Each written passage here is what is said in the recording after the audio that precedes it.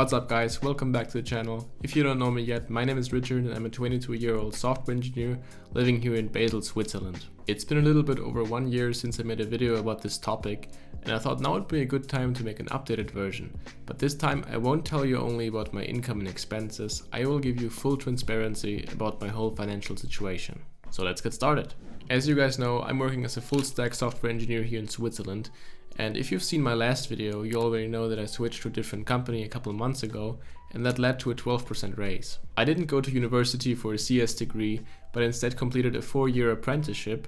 So with these stats and 2.5 years of working experience, my current salary sits at 80,000 Swiss francs per year. Now here's a little Swiss quirk for you. We usually get paid in 13 salaries and not in 12. That means that I make about 6,153 francs per month, with an extra salary in December, which is quite nice to buy some Christmas presents or whatever.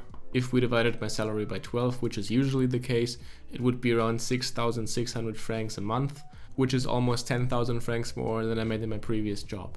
And I know that it sounds very low compared to the US salaries, but for Switzerland it's actually pretty good. You can definitely achieve bigger salary jumps if you start job hopping, but I really like the people I'm working with at the moment, and also I started valuing the working environment a little more than just seeing the numbers. Now on top of my salary, I got some cool perks and benefits, including a bonus. While the biggest one for me personally is probably our own company restaurant. We get a monthly credit of 125 francs plus a 20% discount of all foods they serve, and a good and filling meal here costs between 7 to 15 francs, and with all the discounts we get, I can eat very well and not spend too much. But for me it's not just about saving some cash, it's a lot more about eating healthy and tasty food every day and not having the hassle of prepping your meals.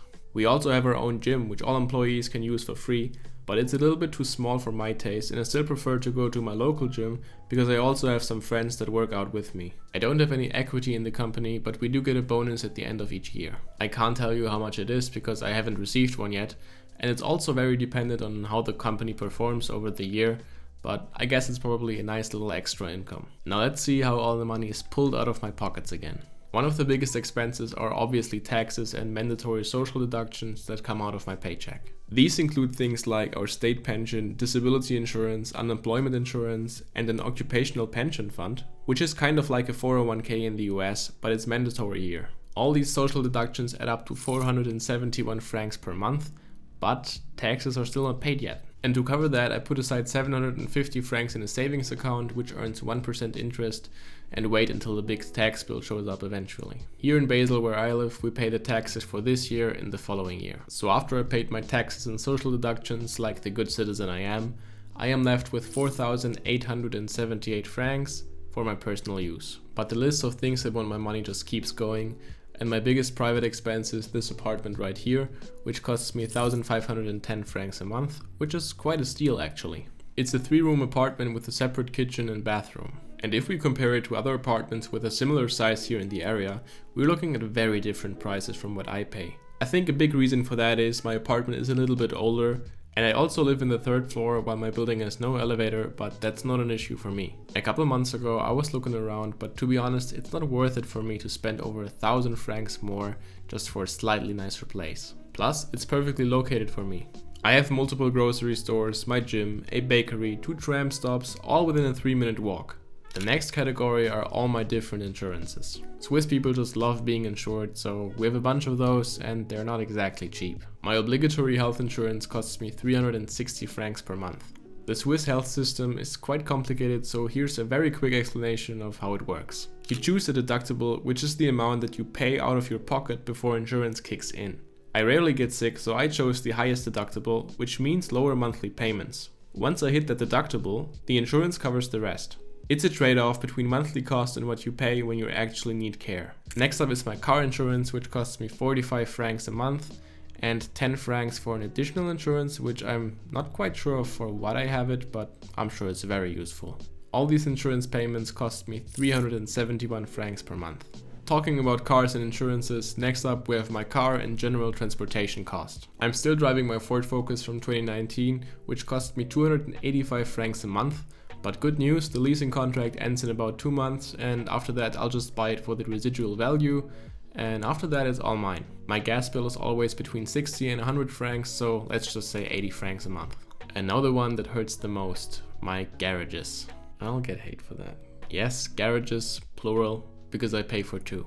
The first one is here at my apartment, which costs me 165 francs a month. And the second one is at my workplace, which costs 118 francs a month. And that leaves us at 283 francs a month of garage payments. Yeah, I'm paying the exact same amount for parking my car as for driving it. So all the car expenses come to a solid 647 francs a month. But think what you want, it's very convenient. Maybe I'm coping for my poor financial decisions, but whatever, next section. Please hit that subscribe button so I can still afford to park my car. The next section is food, something many people spend a huge amount of money on. But as I mentioned earlier, we have our own company restaurant. After subtracting all my credit and discount, I spent only 77 francs on lunches and snacks last month. Lunch is usually my biggest meal of the day because I don't like eating heavy in the evening. My grocery bill is around 150 to 200 francs a month, and sometimes if I'm really lazy, I'll just order something from Uber Eats. So all in all, I'd calculate my monthly food bill at about 250 to 300 francs, which I think is pretty good because I still eat rather expensive food like meat and more organic stuff. Next up are my phone bill and utilities. I pay 52 francs a month for my phone bill, and that gives me unlimited of everything in all of Europe. I know it's a bit pricey, but it's totally worth it for me because I travel a lot and don't want to mess with all these roaming fees. For home utilities, I pay around 50 francs for internet and about 70 to 100 francs for electricity. That brings the total to around 187 francs a month for all of this. My gym membership costs me about 60 francs a month, but it's paid annually, so it's 690 francs per year. And it's a pretty cool gym because they have a bunch of gyms in the area and I can go and work out in any of these. And my last big expense section are all of my different subscriptions. I always try to keep them as low as possible and always go ahead and cancel stuff I don't feel like I need, but here's the list of all my active subscriptions. Now, after all this money is drained from my pockets, let me tell you something about my side business and extra income I make a month. So my newest side hustle is actually a coaching. A friend of mine or colleague of mine was really interested in getting into programming, but wasn't motivated enough to get started by himself, so he asked me if I could coach him. I wasn't sure at first if I should do it because it's definitely very time consuming, so I told him I would do it if he'd pay me by the hour. I charge him 80 francs per hour and we usually do between 8 to 12 lessons a month, so that comes to around 720 francs a month. Pays for my garages, right? Next, I still work for my mom and handle all the administrative work for her practice and also manage her websites and the documentation app I developed for her. For all of that work, she pays me around 1,000 to 1,500 francs a month, which is a very nice side income. I still run my own online marketing agency, but to be honest, my time is very limited with my full-time job and the stuff I already mentioned. So I'm not seeking for any new clients, and the ones that come to me are through recommendations from previous clients. And every now and then I make a new website or a small online shop or some ad campaigns, you know, small stuff. It's not huge and could definitely bring in a lot more, but averaging the last couple of months it still brings in about 1,600 francs consistently. And last but not least, and definitely the one I'm most proud of, this YouTube channel right here. About 3 months ago I finally got monetized, and since then I've made about 120 francs in ad revenue, which is just super cool and made me very happy. What's also very cool is that companies started reaching out to me for potential sponsorship deals. And so far I've been offered between 200 and 500 francs for a sponsored segment. But here on YouTube I don't care at all about the money. I just love making these videos and it has become such a big passion of mine. So I will only take sponsorship deals that I actually think that you guys will benefit from. So as you can see, you can make quite some extra money with investing your time properly. And that's why I try to encourage other people and especially developers to try and start their own side hustle. And it doesn't even have to be very time consuming, but if you're really good at something, why not make some money out of it?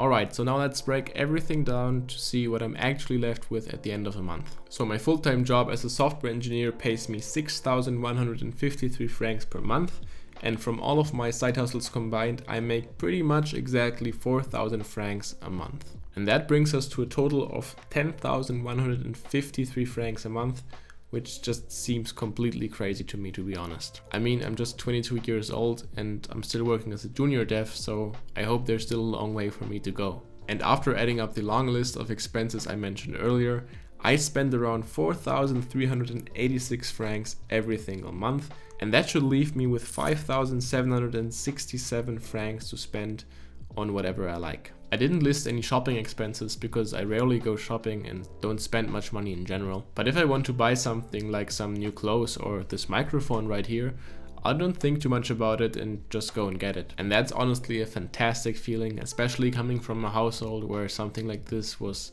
never really an option. I put most of my leftover money into a savings account that earned some interest and recently started to invest in the stock market, but I'm still learning. My next big investment is going to be my first piece of real estate, but that's a topic for a different video. Now, if you guys are still watching, thank you so much for sticking around till the end. If you have any questions at all, just put them down in the comments and I'll try to answer all of those. Don't forget to like and subscribe and maybe hit the bell, and I'll see you in the next one. Bye.